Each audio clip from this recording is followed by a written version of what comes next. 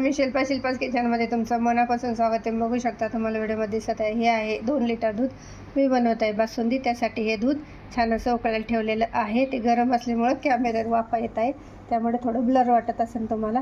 तुम्ही बघू शकता याला छान असं तापवलेलं आहे. त्याच्यात टाकल्या विलायची पावडर आणि साखर. आता याला छान असं आपल्याला आटून एकदम याचं निम्म दूध करायचं आहे.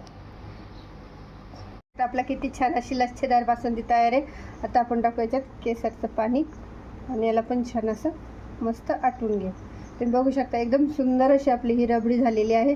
आता बस थोडंसंच आपल्याला अजून थोडंसं आटवायचं आहे.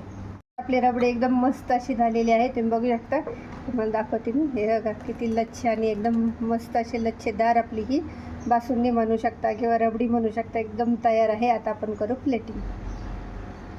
याला छान असं आपल्याला बाउलमध्ये घेतली ही रबडी मी बाउलमध्ये सर्व करायला घेतलेली आहे. वरून थोडेसे काजू आणि बदाम. तर तुम्हाला माझी अशी ही लच्छेदार बासुंदी कशी वाटली नक्की कमेंट करून सांगा. शेअर करा, सबस्क्राईबर करा, शिल्पास किचनला लाईक करा.